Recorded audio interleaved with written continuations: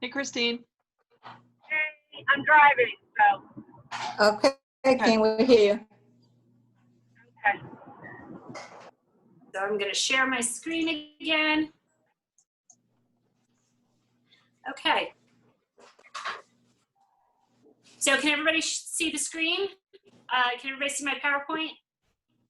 Yep. Excellent. All right. So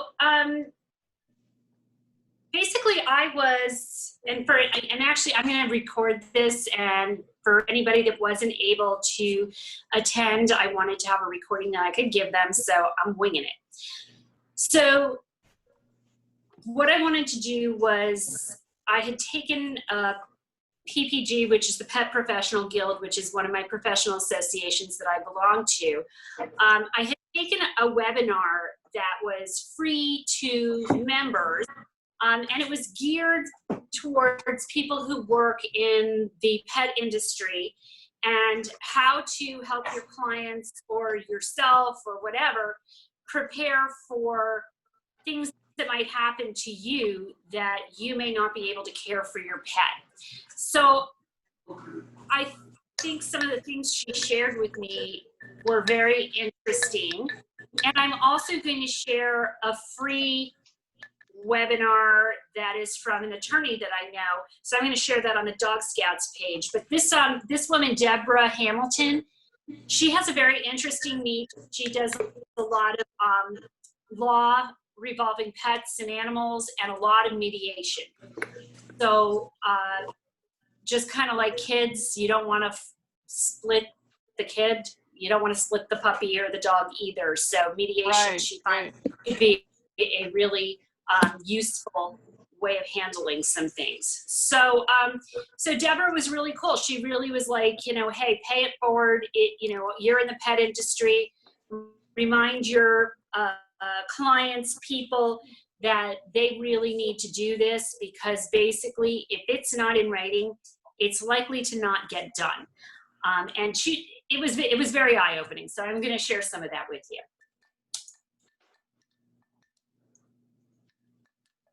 If I can get the slides to go. There we go. Okay, so Debra talked a little bit about her story. She's a little bit different than some of us. She has 9 dogs when she recorded this. She is a breeder, so if something happens to her, 9 dogs is really kind of very unwieldy. So again, a very eye-opening thing when she told her story. She is the primary caregiver of most of her animals. She has several animals like horses as well. So I think what did she do? She broke her ankle. That's what she did. And she had a plan in place. However, the 2 people that were supposed to care for her dogs if something happened to her, they were breeder types. So one had a kennel, and the kennel was being redone. It was being renovated. So that friend could not take the dogs. Then the other friend, I think, broke her collarbone or shoulder or arm or something. So she also couldn't take care of them. So something she really relayed was have as many people as backups as possible, and also follow up with them every year. As somebody who had a reactive dog for 10 years and never wanted another dog in the house with me because it would be unfair to another dog, think about, the person or people that you said that you set aside as people that could be potential caregivers if something happens to you. Well, if they adopt an aggressive or reactive dog, you need to rethink that plan. Okay, so so we've talked about some of this stuff in Dog Scouts. I know Christine had us having different indications in our glove compartments and in our wallets that we have a dog waiting at home. Please call somebody because my dog is waiting at home for me. Or if my dog is in the car, here's who you need to call. Don't take it to a shelter. So very important things. And sometimes we don't think about what happens if a natural disaster happens. I mean, most of us are pretty used to hurricanes, but if something really bad happens, your roof flies off or something, think about how many people might be in the same predicament as you. So some of those people that you may have put in your plan may be in the same boat as you are, and they wouldn't be able to care for your pet. And same thing if you have like a dog walker or a dog sitter that would be willing to take them, they may be in the same boat, or they may have way many clients ahead of you. So all really good things to think of.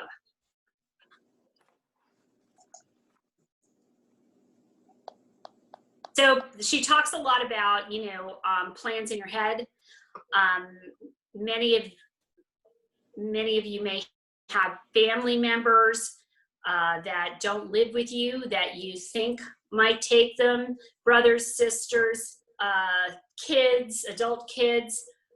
She was saying, yeah, not so much. So be prepared that they may not be able to handle, you know, they may have said, yeah, I would do that, but not really. They never really thought the whole thing through, and then really can't do that.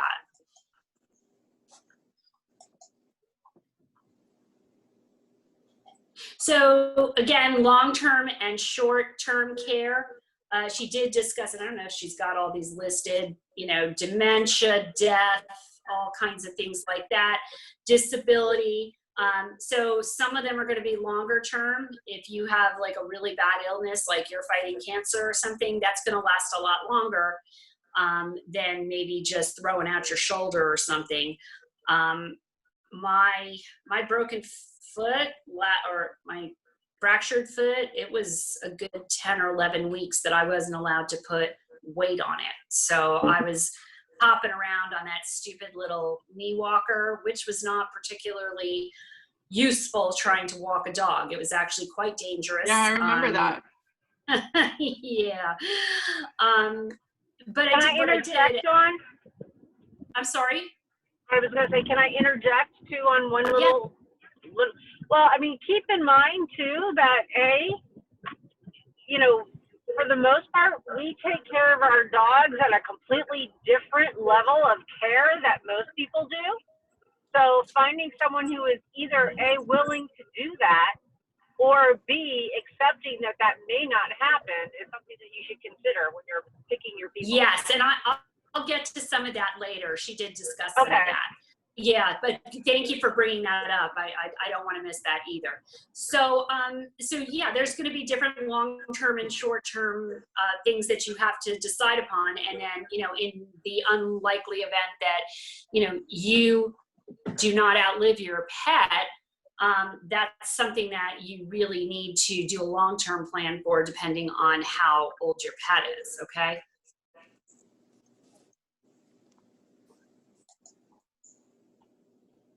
So also think about, you do not want to burden somebody financially with the care of your pet. So the link that I'm going to give you to, her name is Stephanie Schneider. She's another attorney that I work with. Debra was just somebody that I saw on PPG, but I did friend her on LinkedIn. So Stephanie Schneider was talking more about setting up pet trusts and things like that. And Debra also talked about a pet trust. But Debra was more about have somebody that takes care of the finances for your trust, and that may not necessarily be the person that's caring for your pet. And I think Stephanie did go over that, but I know that with Maddie, my last dog, my best friend, who is the one that would deal with, and if something happened to me, she's my beneficiary, and she would deal with trying to make sure that all of my wishes were followed as closely as possible. I can guarantee you that she could not handle my dog Maddie, but I made sure that she had enough money to provide and make whole any caregivers and really make sure that they were not financially burdened by her. But she did talk about if you set up a trust, and everybody's got, and I'm not an attorney, by the way, so consult an attorney. When you set up a trust, you don't want the caregiver to be in it for the money. So if somebody else needs to be the one to control the assets or add assets into that fund, then that would need to be done. So really consider that, you know, is the person who's the best person to care for the day-to-day needs of your dog's health, enrichment, fun, activities, are they the right person to be dealing with the finances? Because they may not have all of those skill sets. So you may need to assign different people different tasks. And you may need to assign certain monies to be allocated if that person doesn't have the skills to do everything. So perhaps they are incredibly skilled at caring for your dog and providing enrichment for your dog, but that your dog wants to walk 3 miles a day and they're not going to walk 3 miles a day. Well, then whoever is dealing with the finances needs to be able to allocate money for your dog to have walks. And all of this stuff needs to be in writing. So as Christine was saying, if you have very complex instructions on what the care of your dog looks like, and it's not just, you know, Christine's supplements and feeding and everything else that she provides for Grace and for Clover, but what are favorite activities? Do we really love going to TY Park and going to the trails, or are we more of dog park people? Even though maybe you and I don't like the dog park, maybe one of our friends do, and we may have to, because that dog likes the dog park and that was in our friend's wishes, that's what we want to provide for them. So really consider who would be able to do that, or providing for an allocation of finances to be able to cover what they can't do. You know, again, if this is not in writing, the last thing you want is for your dog to end up with someone you don't want them to end up with, or someone you don't like, in a shelter, on the streets, or even worse, you know, having to be euthanized because nobody wanted that dog. Like, I know that Maddie, who was super, super aggressive, I couldn't just leave her with anybody. If somebody who did not have the skills to step up and take her, she probably would have had to have been euthanized. Wow. Well, you know, just, you don't want an amateur taking an aggressive dog. Like, you know, I had enough assets that, you know, I could have one of my dog trainer friends make that a full-time job.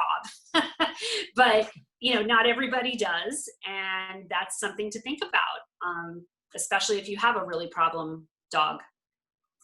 So she has some templates, and I can take some pictures of them and send them to you if you wanted them, because really all she provided was these PowerPoints, and they do have some templates, but it's not nice, you know, it's not like in a Word document, but they have really important stuff.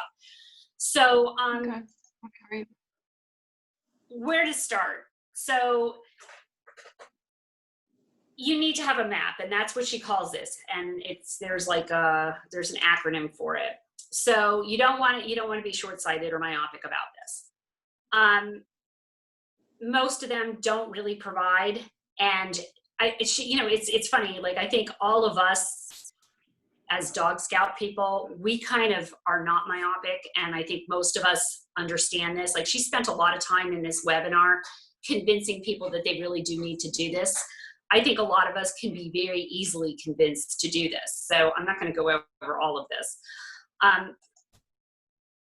So you need to set aside money for this, no matter what. Don't burden your people. You know how much it costs to take your dog to the vet.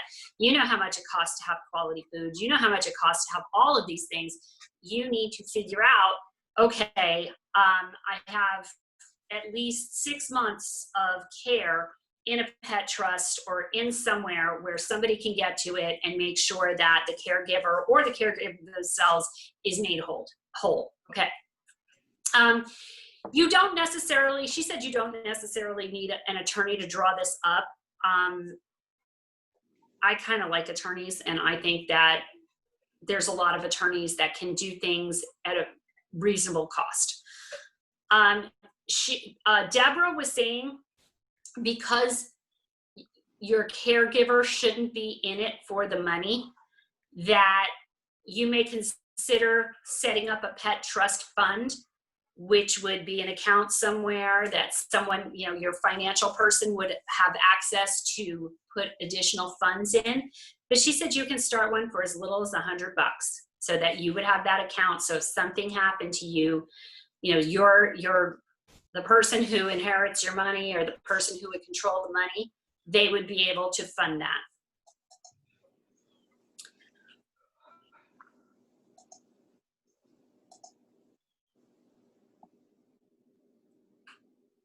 So how do others get inside your head? Who else will know their care? Is it important to you? If it's important to you, you need to write it down. I mean, I know Christine already has, for anybody that takes care of her dog, a very, very comprehensive list of everything that needs to be done, times of feedings, you know, measurements, everything.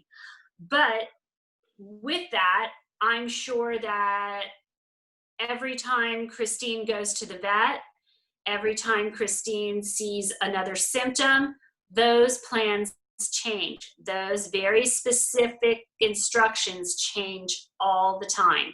So it is important to constantly be looking at this to make sure it's up to date.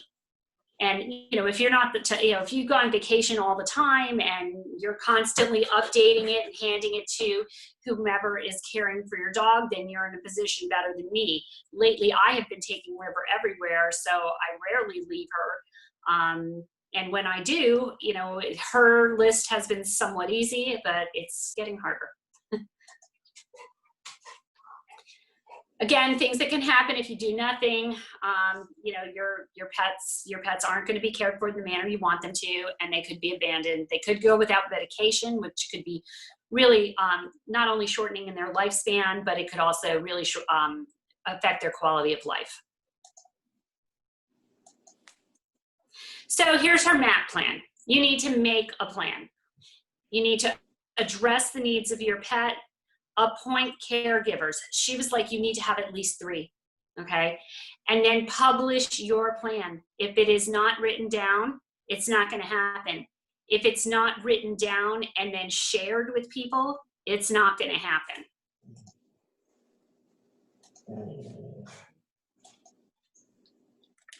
So again, people believe their kids will take their dogs, their siblings will take their dogs, you know, no, it's often not gonna happen.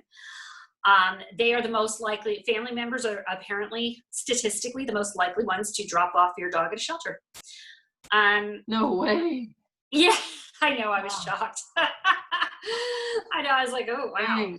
Dang. So leaving funds, if you think that leaving funds in a trust is too expensive or will create a financial hardship on you, as she said, you can start with a small amount and then continue to add to it.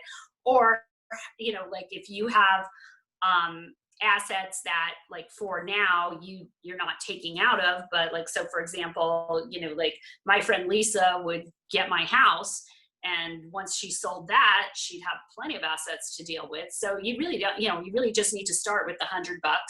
And then, you know, as Lisa got assets from selling, as Lisa got finances from selling my assets, she could have funded that that pet trust to be able to have somebody else take care of my dog if she was unwilling to. So, you know, make sure that the people that you ask to care for your pet are going in with their eyes wide open. They know what kind of pets you have, how many pets you have.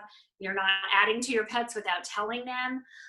They know the health of your pets. They know what kind of care that you want to give them.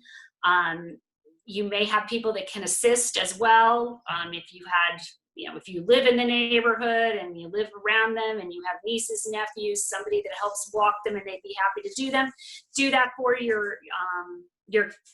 the person who will be caring for your dog, then that can continue. And if not, you know, outside assistance from dog walkers or whomever else can help. So when you do get all this information together on what exactly you want for your pets and what exactly is needed, you need to discuss with everybody and communicate either in person or by video conference, because, you know, on the phone, people are up and multitasking and saying yes when they may not mean yes. Everybody needs to be part of the decision-making process. So anybody that is going to be hands-on and taking some type of burden needs to say yes. So if the primary caregiver is saying, yeah, I'm going to do this much, and they have, oh yes, I have another friend that's going to do this much, take them to vet appointments, whatever, everybody has to say yes, okay? So again, many of us have some of this stuff already done because we are responsible pet owners, but, you know, having all this information handy, you know, your friends may not know how old your dog is. You know, we're just like, oh yeah, River's still a puppy, but she's almost 3 years old now. Time goes fast. And, you know, you may change veterinarians, you may have many veterinarians, so make sure that you have written down who your veterinarians are, any attorneys that are involved, and then all your 3 caregivers.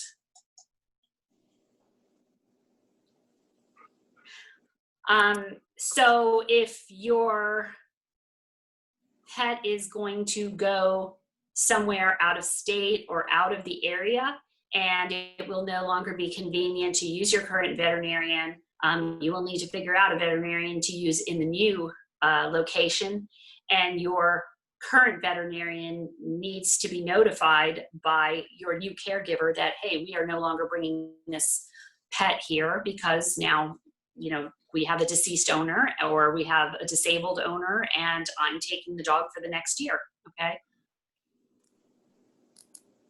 And always update contact information. She was, you know, Debra was very realistic and practical about how often people move, change numbers, things like that, and keep it. And she was very, very, very hands-on about review, and I'll go over this later, but reviewing your plan, reviewing everybody involved to make sure that everything's up to date, nothing's changed. So God forbid anything happened to you, everything's there. And even if, you know, it's not a death thing, if you are really sick or you really do get injured, the last thing you want to be doing is pulling this stuff together while you're injured, in pain, going to doctors. You've got enough on your plate. So appointing the caregivers, okay, and this is one of her things. She says find 3 caregivers and only one of them should be a family member. You should find other people that are not family members that will care for your pet. I guess she lives in I think she lives in Pennsylvania or something. So I guess their veterinarians and support staff could help. I'm not sure we have that opportunity here in South Florida. She said she has known of Boy Scouts and Girl Scouts that will help for daily care, walking and feeding. And again, that's more of if you are disabled or you have, you know, she was saying, you know, broken ankle or whatever, that could be very helpful. Rescue and shelter volunteers. So because she's a breeder, she was talking about how a lot of the breeders and the breed-specific rescues can be very helpful in a situation like this. They have volunteers that could be helpful. So if you do have a particular breed that has a breed-specific rescue or some breeders around here that you were involved with, they could be a really interesting connection that could find help for you. So again, if you went to a reputable breeder, you signed a contract that, River, what are you doing?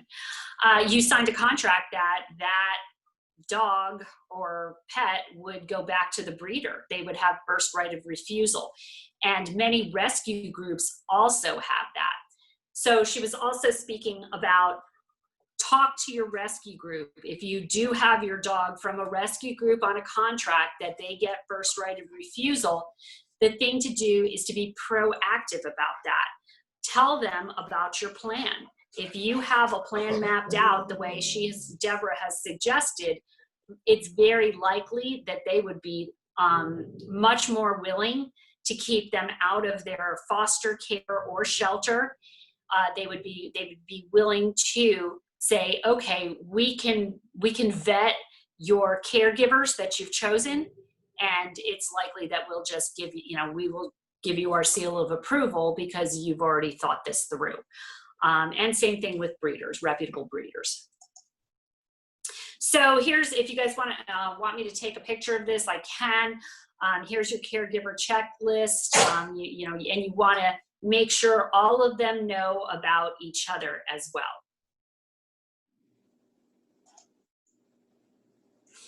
And if you have multiple pets, you have to be very specific about each pet.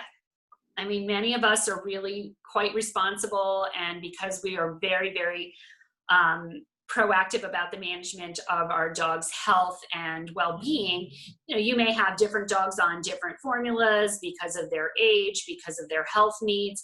So please don't just expect your caregiver to look in your dog food area and be able to say this dog food goes with this dog and this supplement goes with another dog. All of that stuff needs to be listed very specifically with measurements and everything else.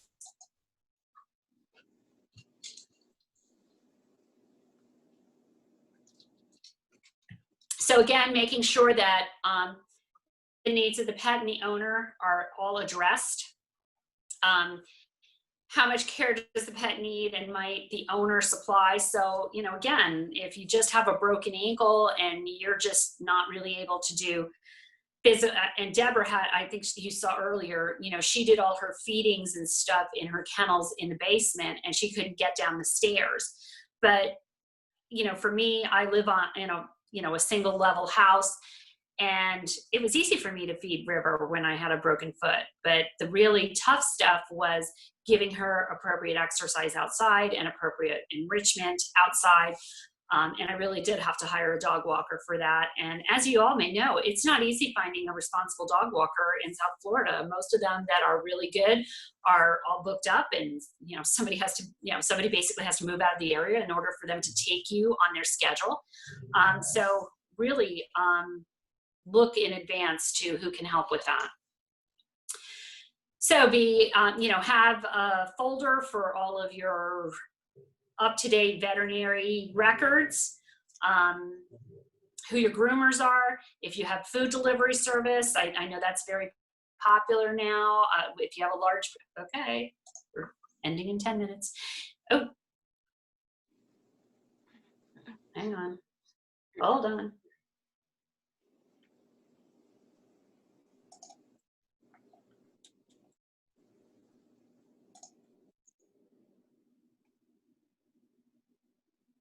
Okay, where's my stuff going? Okay, now you can see that. Okay, great. So make sure that they have access to whomever has your account or whomever does your food delivery service to make sure they are getting exactly what you need in the quantities that you need it in the amount of time that you need it.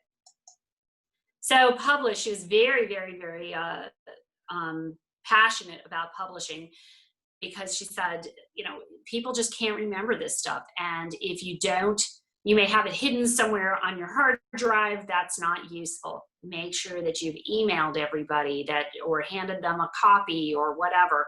I think Debra said that she had it somewhere that she couldn't find it, or her husband couldn't find it. And, that wasn't helpful either. So having it on a hard drive or having it in an email that you can forward or that you already forwarded is helpful. So you want to alert the people who are going to either implement the directives or actually do the caregiving. Everybody needs to know about the plan. and have a handy checklist of what to do in an emergency. Again, we have talked about that in Dog Scouts, so I think we're pretty well covered in that. But I would really encourage you all to review. I think it was maybe a year or a year and a half ago that we talked about having an emergency plan. And so, you know, if something happened to you when you were driving or something, that you had all the things in your car so that somebody didn't have to take that dog to a shelter, they could just call whomever, your friend or family or whatever, to just take the dog temporarily. That is very helpful. So again, make sure your family and friends know the checklist, the caregivers, your attorney, if you've hired one, and any of your veterinarians. I know several of us go to several veterinarians.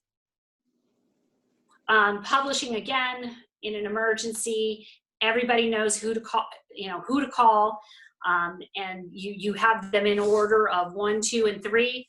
So if your first caregiver is not an option because they, as Debra was saying, they are redoing their boarding facility or they have a broken arm themselves, they are able to go down the list, okay?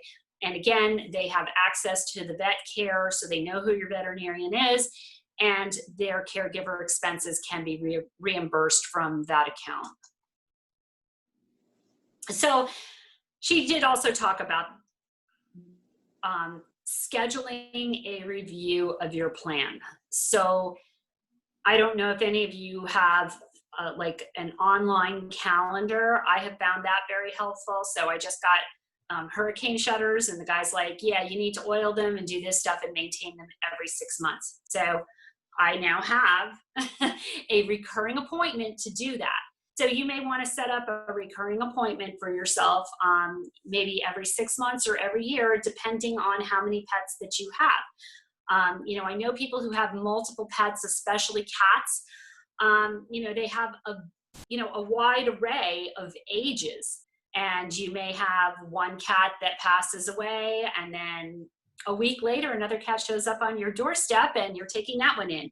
And so you're constantly having to update this plan so everybody knows what you've got and what you need to provide for.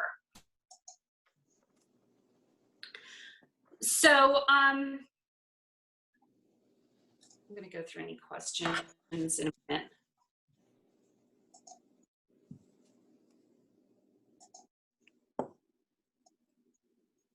Okay, so she does, so I will also provide on our Dog Scouts page her information. She does boot camps and stuff. And again, this was just one of those things that I was in the car and she said, please pay it forward and please tell all your clients and all your friends about this. So that's why I decided I wanted to share it with you Dog Scouts people, because I didn't think it would be a hard sell, because I know you guys are much more proactive than most pet owners.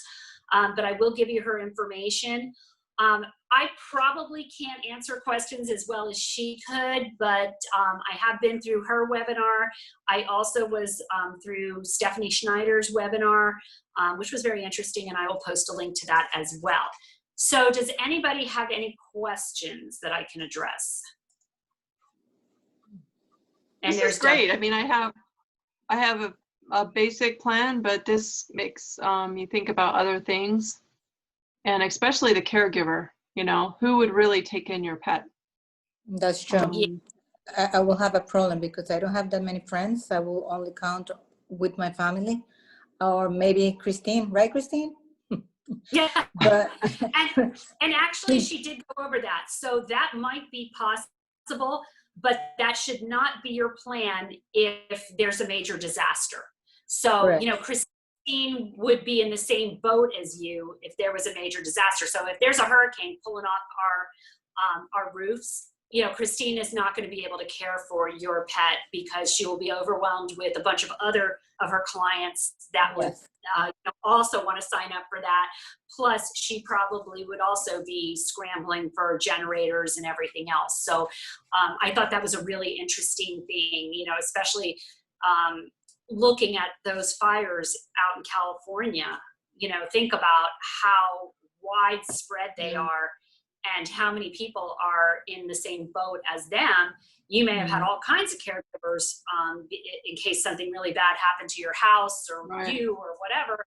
Now you're just like, wow, everybody else is suffering too. So I thought that was really interesting. And I really thought the level of detail she talked about, and I'll try and take some screenshots of this and share them with you all.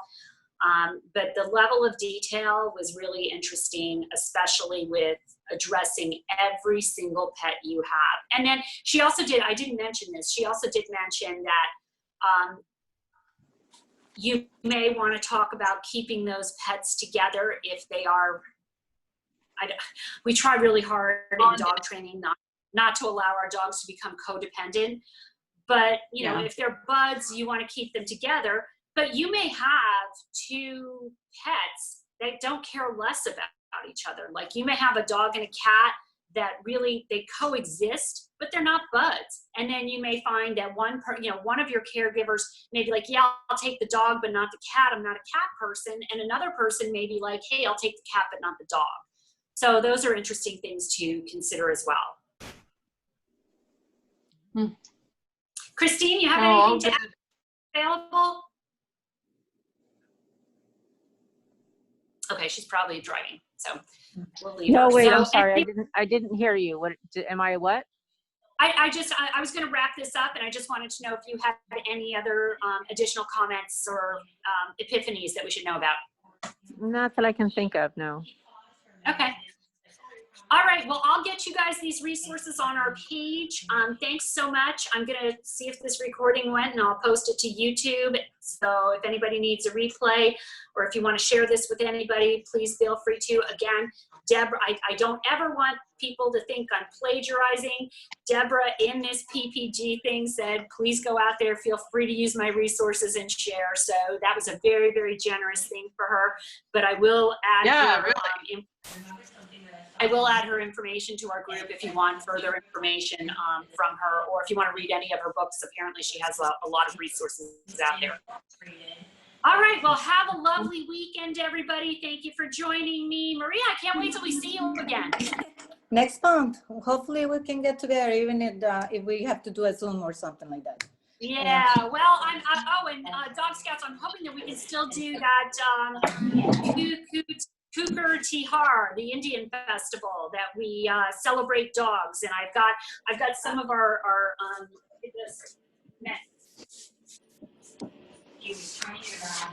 that we've got our flowers to put on. So we're all stocked and set. Okay, so hopefully November 14th that'll work out. Oh, that's all right. And I should be home by then. And I'm sorry, guys, that I have fallen off the planet again, but some of you know, but most of you don't know that I went and fucked up my knee again. So I don't know what's going on, but I'm barely functional.